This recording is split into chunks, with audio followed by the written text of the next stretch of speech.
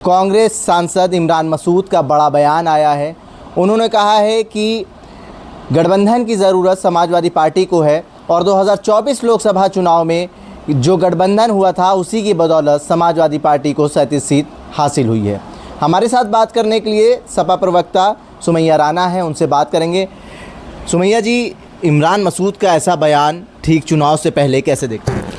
देखिए, ये बहुत ही दुर्भाग्यपूर्ण है जब 2027 के चुनाव सर के ऊपर हों और हम लोग पूरी ताकत से मिल करके पूरा विपक्ष चाह रहा है कि भारतीय जनता पार्टी की सरकार से मुक्ति मिले देश की जनता को, प्रदेश की जनता को। उस वक्त में अगर गठबंधन की जो पार्टी है कांग्रेस, उसके नेताओं, बड़े ही नेता कह लें, बड़े नेताओं की तरफ से इस तरीके की बातें आती हैं, मुझे लगता है इस पर पूरी तरीके से शीर्ष नेतृत्व को एक्शन लेना चाहिए और इस पर लगाम लगानी चाहिए, क्योंकि इस तरीके की बातों से भले कुछ हो ना हो लेकिन एक माहौल ज़रूर ख़राब होता है। हम लोग तो देखिए इतने ओबीडियंट हैं, हमारे माननीय राष्ट्रीय अध्यक्ष जी ने जब से ये कहा है कि कोई इस तरीके की बात नहीं होगी, जब हम साथ हैं तो हमारा जो ये दल के साथ साथ हम दिल को भी जोड़ें अपने। और समाजवादी पार्टी की तरफ से मुझे नहीं लगता है कि इस तरीके की कभी कोई बात आती होगी, हमेशा उधर से ही आती है। तो इस तरीके की बातें ना ही की जाएं। ये बात सही है कि मजबूती और ताकत मिली हम लोगों को, हमने गठबंधन करके और चुनाव लड़ा 2024 का और उसका रिज़ल्ट आया, लेकिन पीडीए ने बहुत काम किया और संविधान को बचाने का जो प्रण लिया गया उसने काम किया और यही पीडीए मुझे लगता है 2027 में सरकार बदलेगा और फिर से समाजवादी पार्टी की और गठबंधन की सरकार आएगी। गठबंधन के साथ साथ उन्होंने समाजवादी पार्टी पर भी एक बड़ा आरोप लगाया। उन्होंने कहा है कि समाजवादी पार्टी मुस्लिम नेताओं को बर्दाश्त नहीं कर पाती। देखिए, ये तो कोई भी बच्चा भी सुनेगा तो वो जानता होगा कि किसी से भी आप पूछ लें तो वो कुछ लोग तो ऐसे हैं जो ये इल्ज़ाम लगाते रहे हैं कि समाजवादी पार्टी में से मुसलमानों की पार्टी है, यादवों की पार्टी है। अब ये कह रहे हैं कि इसमें मुसलमानों की अवहेलना हो रही है, ऐसा बिल्कुल नहीं है।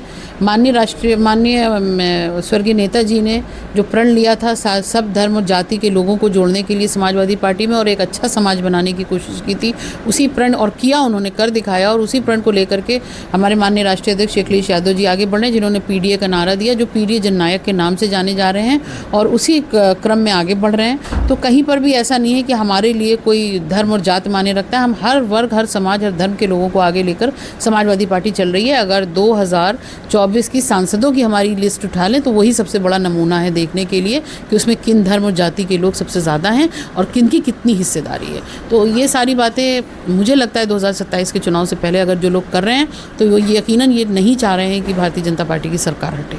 अभी शंकराचार्य अभिमुक्तेश्वरन महाराज लखनऊ आए, उन्होंने कहा सनातन ही समाजवाद है, कैसे देखती हैं?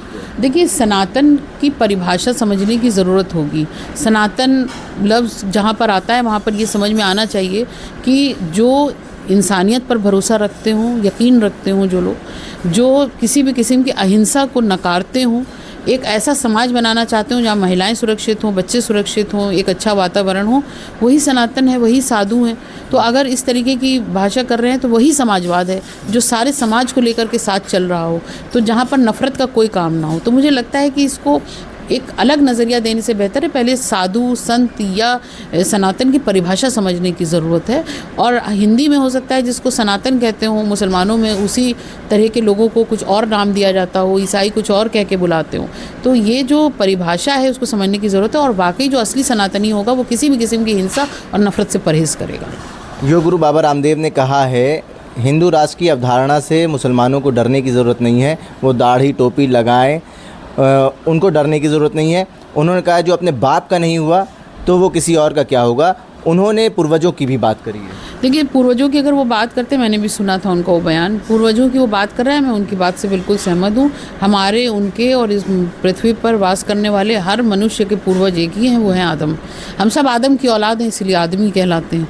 तो इससे तो कोई परहेज़ नहीं हो सकता। लेकिन रही बात हिंदू राष्ट्र से डरने की, हिंदू राष्ट्र से कतई किसी को डर नहीं लगता है अगर वो सही मानों में आप उस पर बात करें। लेकिन इनका हिंदू राष्ट्र कुछ और कहता है। इनके हिंदू राष्ट्र का मतलब शायद ये है कि दूसरी धर्म और जो निचली पिछड़ी जातियां हैं उनका उत्पीड़न, सजाती है लोगों को आगे बढ़ाना, सजाती लोगों के कितना भी बड़ा गुनाह उसको माफ़ कर देना। तो माफ़ कीजिए, ये हिंदू राष्ट्र नहीं होता। अगर हिंदू राष्ट्र वो हो जो भगवान राम के ज़माने में था, जो भगवान कृष्ण के ज़माने में था, तो उस हिंदू राष्ट्र का हर मुसलमान सर झुका के स्वागत करेगा। आखिरी सवाल, अखिलेश यादव ने कहा कि हमें ख्वाब आया है कि हमारी 270 सीटें आ रही हैं, तो वो 270 सीटें लाने के लिए आप लोग किस तरीके से मेहनत कर रही हैं? देखिए, मेहनत तो हो रही है जी तोड़, और जिस तरीके के आदेश मिले हैं, निर्देश मिले हैं हम लोगों को, उस पर पूरी तरह से कार्यरत है। बूथ पर सबसे पहली मजबूती बनाने की कोशिश की जा रही है। एक एक बूथ पर हम लोगों ने अपनी वो तैयार किए बूथ एजेंट्स, जो एक एक वोट पर नज़र रखे हुए हैं। जिस तरह SIR में आप देख रहे हैं कि बहुत सारी ऐसी धांधलगर्दी हुई। अभी मैं उतरौला सीट पर फोकस कर रही हूँ, क्योंकि मैं वहीं रह रही हूँ, तैयारी कर रही हूँ। तो उतरौला में अभी मुझे 2-3 दिन पहले ही पता चला कि करीब जो है वो 10,000 के ऊपर वोट बढ़ा दिए गए हैं। और बढ़ाने की सबसे बड़ी बात यह है कि जो कटे थे वोट वो अलग हैं, लेकिन हम लोग ये एक्स्ट्रा वोट कहाँ से आए, कौन लोग हैं ये, उसकी कोई जानकारी कोई देने को तैयार नहीं है। ना SDM देने को तैयार है, ना वहाँ के और लोग जो निर्वाचन के वो देने को तैयार हैं। इस पर समाजवादी पार्टी के लोग, हम लोग सब लगे हुए हैं। तो इस तरह इन्होंने, ये तो मैं एक जगह की बात करी विधानसभा की, इस तरह से सब जगह हुआ होगा। तो ये लड़ाई हमारी सबसे पहली है कि हम पहले बूथ मजबूत करें, फर्जी वोटों को निकाल करके बाहर करवाया जाए, और असल जो वोटर्स हैं उनको जोड़ा जाए। मृतकों को, जो इन्होंने मृतकों को भी जोड़ रखा है अभी के वोटर्स में, और जाहिर सी बात है एक धर्म के लोगों के मृतकों को हटा दिया है और दूसरे लोगों को जोड़ दिया है। बहुत सारी ऐसी धांधलगर्दियाँ, यही मेन लड़ाई है। बाकी वोटर तो तैयार बैठा हुआ है, देखिए, इस ऐसी सरकार से मुक्ति पाने के लिए। और वोटर क्या कर सकता है? वोटर सिर्फ अपना वोट दे सकता है ईमानदारी से। उस वोट को किस तरीके से एक वोट को 5 वोट में तब्दील करके अपने खाते में डालने का काम जिस तरह मशीनों के ज़रिए भारतीय जनता पार्टी करवा रही है, उससे ज़रूर बचने की ज़रूरत है, और हम लोग उस पर ही लगे हुए हैं। बहुत शुक्रिया बात करने थैंक के यू। लिए। हमारे साथ बात करने के लिए सपा प्रवक्ता सुमैया राणा थी। उनका साफ तौर पे कहना है कि देखिए, गठबंधन पे जो चर्चा हो रही है वो शीर्ष नेतृत्व कर रहा है, लेकिन नेताओं को बयानबाजी से बचने की ज़रूरत है। भारत एक सोच के लिए आकिब मिराज खान, लखनऊ।